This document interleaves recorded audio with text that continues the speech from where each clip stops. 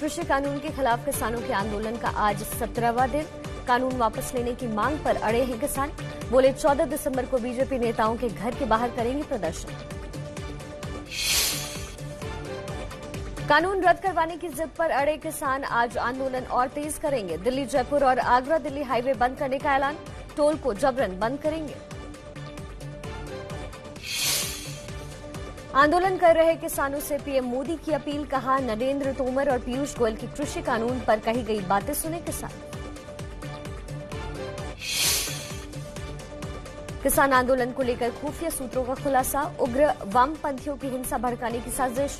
कृषि मंत्री बोले, किसान ऐसे लोगों से दूर रहें।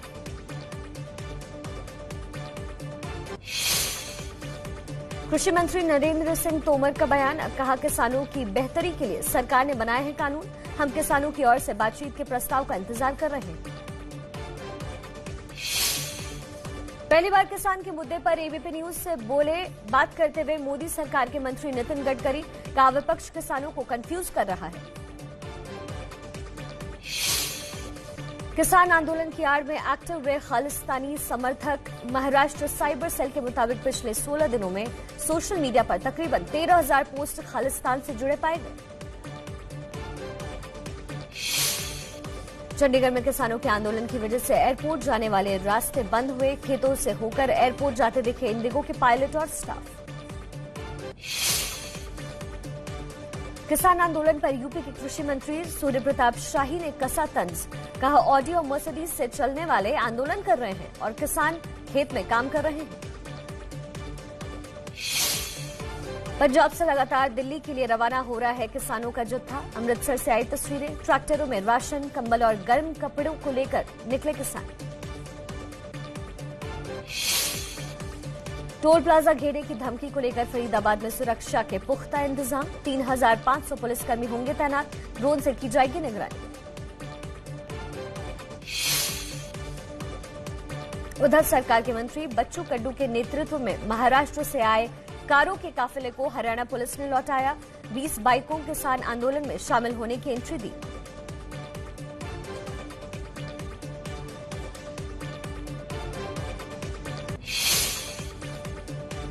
एबीपी न्यूज पर बंगाल के राज्यपाल जगदीप धनखड़ बोले, आग से ना खेले ममता। जेपी नड्डा के काफिले पर हमले के लिए माफी मांगे। गृह मंत्रालय को सौंपी गई राज्यपाल की रिपोर्ट पर खुलासा। जेपी नड्डा के दौरे के दौरान सुरक्षा के पूरे इंतजाम नहीं थे। हमले को लेकर गृह मंत्रालय ने बंगाल के मुख्य सचिव डीजीपी को तलब किया, लेकिन दोनों अधिकारियों ने दिल्ली आने से किया इनकार।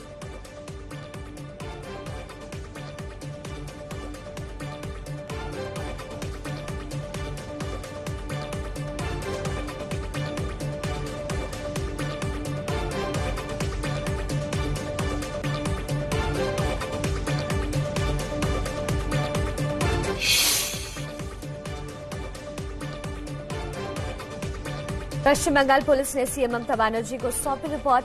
कहा, जेड कैटेगरी के तहत बुलेट प्रूफ और पायलट कार दी गई थी।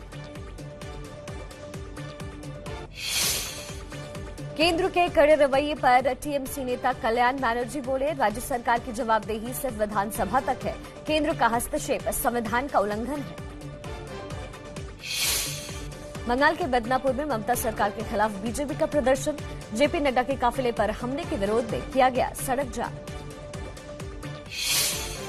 जेपी नड्डा के काफिले पर हमले के बाद दिलीप घोष ने ममता सरकार को दी बदले की धमकी। बोले, सूद समेत लौटाएंगे। 19 दिसंबर को 2 दिन के बंगाल दौरे पर जाएंगे गृह मंत्री अमित शाह। पार्टी के 3 कार्यकर्ताओं में शामिल होंगे शाह। शरद पवार के यूपी अध्यक्ष बनने की अफवाह पर संजय राउत बोले, अभी तक ऐसा कोई प्रस्ताव नहीं आया। अगर पवार यूपी अध्यक्ष बनते हैं तो हमें खुशी हो। कांग्रेस महासचिव तारिक अनवर का संजय राउत पर निशाना। कहा, कांग्रेस अभी कमजोर नहीं पड़ी है। शरद पवार को लेकर अभी कोई ऐसा प्रस्ताव नहीं है। बीजेपी के राम कदम ने कांग्रेस पर बोला हमला। कहा, अध्यक्ष किसे चुना जाए ये यूपीए का विषय है, लेकिन लगता है कि सोनिया गांधी और राहुल गांधी का नेतृत्व अन्य दलों को मंजूर नहीं है। पूर्व राष्ट्रपति प्रणब मुखर्जी की किताब में दावा, मेरे राष्ट्रपति बनने के बाद कांग्रेस ने दिशा खो दी थी। सोनिया गांधी पार्टी के मामले संभाल नहीं पा रही थी। निधन से पहले प्रणब दा ने लिखी थी ये किताब। यूपी में योगी से मुकाबले के लिए कांग्रेस का नया हथकंडा। लखनऊ में प्रियंका गांधी के भगवा साड़ी और तिलक वाले पोस्टर लगाए गए। बीजेपी ने कांग्रेस को बताया अवसरवादी पार्टी। प्रवक्ता बोले, भले ही राहुल गांधी जनेऊ पहन लेते हैं, लेकिन कांग्रेस हिंदुओं और भगवान राम के अस्तित्व को नकारती रही है। समाजवादी पार्टी ने भी साधा निशाना। सुनील साजन ने कहा, जाति और धर्म की राजनीति को जनता नकारेगी। भगवा कपड़े नहीं बल्कि काम के नाम पर पड़ेगा वोट।